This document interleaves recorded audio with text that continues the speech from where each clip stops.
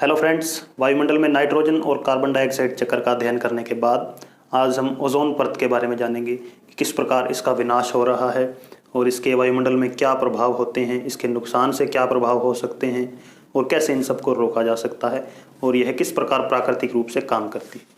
Ozone परत वायुमंडल की एक महत्वपूर्ण परत है जो कि समताप मंडल के अंदर पाई जाती है और पृथ्वी से लगभग 20 से 30 किलोमीटर की ऊंचाइयों पर इसका उच्च सांद्रण पाया जाता है, यानी ज़्यादा मात्रा में यह वहाँ मिलती है। सूर्य से जो किरणें आती हैं, खासकर अल्ट्रावायलेट किरणें होती हैं, जो पराबैंगनी किरणें, वे ओजोन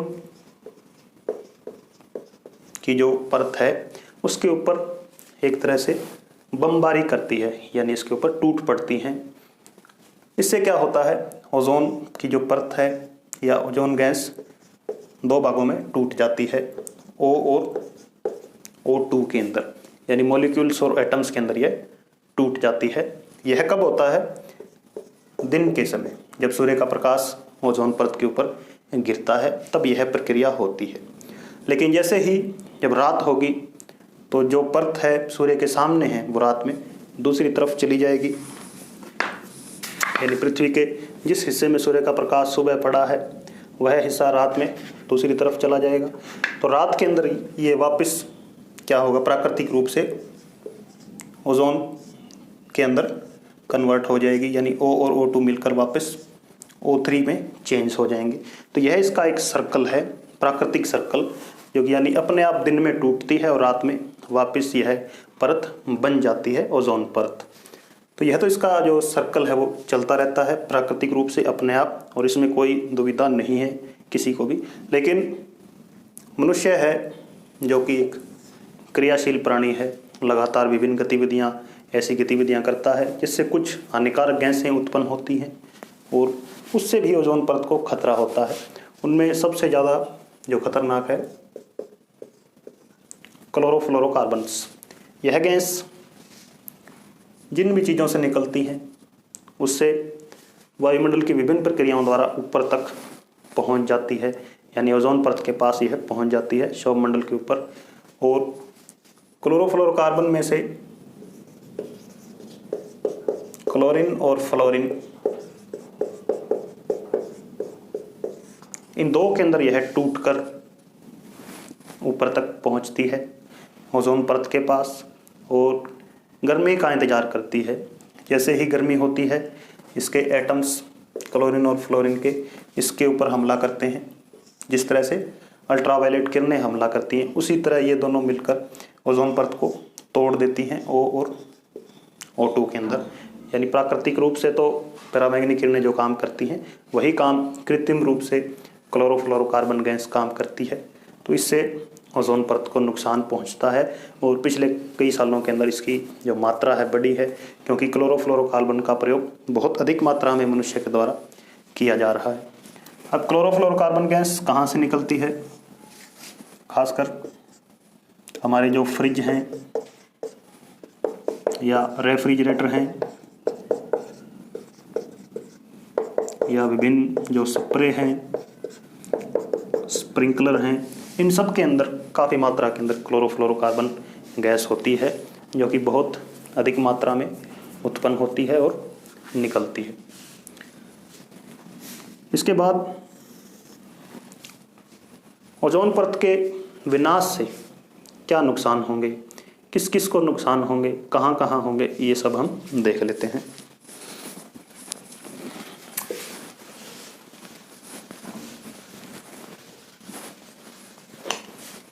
ओजोन परत के विनाश से जो मुख्य बीमारियां हैं उनमें कैंसर का नाम सर्वाधिक लिया जाता है कि पराबैंगनी किरणें जैसे ही हमारे शरीर के किसी हिस्से को के ऊपर पड़ती हैं तो वहाँ कैंसर का कारण बनती हैं।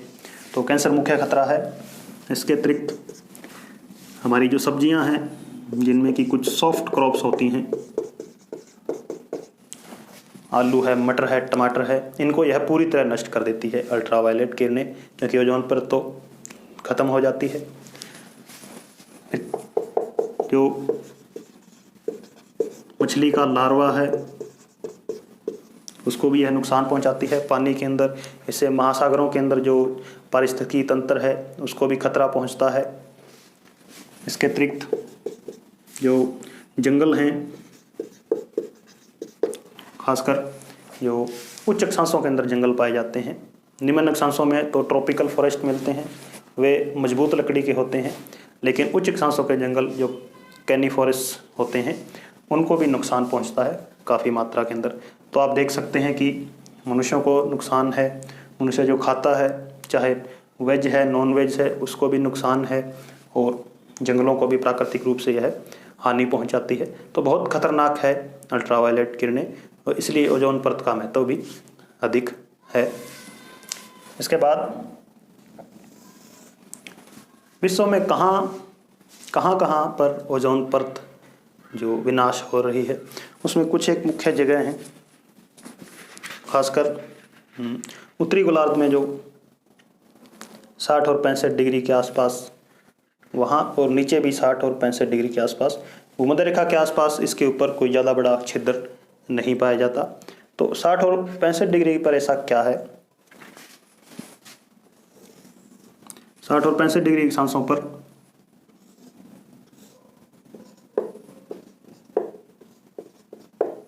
उत्तरी और दक्षिणी दोनों गोलार्धों के अंदर यहाँ 30-35 से जो पछुआ पवनें जाती हैं और ऊपर से ध्रुवीय पवनें आती हैं, दोनों जहाँ भी मिलती हैं वहाँ पर जो शीतोष्ण चक्रवात विकसित होते हैं, उनको हम चक्रवात में अलग से सीखेंगे। तो इस चक्रवात से भी जो क्लोरोफ्लोरोकार्बन गैस है वो काफ़ी ऊंचाई तक चली जाती है, और फिर गर्मियाँ आते ही, एक्टिवेट होते ही ओजोन परत को नुकसान पहुँचाती हैं। वहीं दक्षिणी गोलार्ध में हालांकि 60 डिग्री पर कोई मनुष्य नहीं रहता, 60 से 70 डिग्री पर, लेकिन वहाँ हम कहें कि जो प्लेट टेक्टोनिक है उस गतिविधि के कारण जो प्लेटें हैं वो सभी दूर दूर हो रही हैं। तो आर्कटिक के ऊपर सबसे बड़ा छिद्र है वहाँ ओजोन परत के ऊपर, लगभग 26 लाख वर्ग हेक्टेयर के अंदर। तो वहाँ से जो गैसें निकल रही हैं, मीथेन और ऑर्गन, वह भी जब ऊपर वायुमंडल में पहुँचती हैं तो इसको नुकसान पहुँचाती हैं। तो ये विश्व में 2 जगह हैं मुख्य। इसके बाद क्या ओजोन परत को हम रोक सकते हैं, इसको बचा सकते हैं किसी प्रकार से, या विश्व में कुछ प्रयास हुए हैं? तो इसमें सबसे पहले कि 1985 के अंदर जो निम्बूज 7 की एक रिपोर्ट प्रकाशित हुई थी, 1985 के अंदर पता चला था कि ओजोन परत के अंदर जो उसका सुरक्षा कवच है वो टूट रहा है, ओजोन परत को नुकसान पहुंच रहा है। तो 1987 के अंदर ही जो पहला सम्मेलन किया गया था ओजोन परत के लिए, जो कि कनाडा के मॉन्ट्रियल शहर में हुआ, उसके ठीक 5 साल बाद फिर रियो डी जेनेरियो के अंदर, ब्राज़ील के अंदर, फिर 5 साल बाद क्योटो प्रोटोकॉल है 1997 के अंदर, फिर 2002 के अंदर जोहान्सबर्ग दक्षिण अफ्रीका के अंदर, यानी 5-5 साल बाद इसका जो सम्मेलन है वो किया जाता है। इसके अंदर अंतर्राष्ट्रीय राजनीति भी काम करती है कि उच्च अक्षांशों के देशों ने, खासकर अमेरिका है, उत्तरी अमेरिका है, या कनाडा है, या यूरोपीय देश हैं, उन्होंने आरोप लगाए हैं या नई जो तथाकथित रिपोर्टें विकसित की हैं कि 0 डिग्री के आसपास, यानी भूमध्य रेखा के आसपास, खासकर ट्रॉपिकल इलाके हैं, उष्णकटिबंधीय इलाकों हैं, वहाँ पर धान की खेती की जाती है, और धान की खेती से भी जो कुछ गैसें हैं, मीथेन और ऑर्गन निकलती हैं। गाय का गोबर इस्तेमाल करते हैं, उसमें भी काफ़ी मीथेन होती है। तो ये गैसें भी ओजोन परत को हानि पहुंचा रही हैं। तो एक दूसरे पर आरोप प्रत्यारोप का सिलसिला इसके अंदर ज़्यादा जारी रहता है, इसलिए अंतर्राष्ट्रीय राजनीति का शिकार ओजोन परत है, और हमारे लिए बहुत ही इसमें खतरा है। अब चूँकि 2 बड़े छिद्र हैं वो 60-70 नॉर्थ और साउथ हेमिस्फीयर के अंदर हैं, तो क्या उष्णकटिबंधीय इलाकों को भी कोई खतरा है या नहीं है? ओजोन परत का विनाश होने से एक और क्या होता है, तापमान के अंदर बढ़ोतरी होती है। तापमान के अंदर बढ़ोतरी होते ही क्या होगा, जो ग्लेशियर पिघलेंगे और जो भी पानी है वो नीचे आएगा भूमध्य रेखा की ओर। तो इसके जो तटीय इलाके हैं उष्णकटिबंधीय प्रदेशों में वो डूब जाएंगे। तो ऊपरी इलाकों को वैसे खतरा है कि विभिन्न बीमारियां होंगी या जैव प्रौद्योगिकी कहीं नष्ट होगी, लेकिन भूमध्य रेखा या आसपास के लोग हैं ये डूब कर मर जाएंगे। तो सभी के लिए नुकसान है और इसके अंदर तुरंत समाधान की आवश्यकता है। धन्यवाद।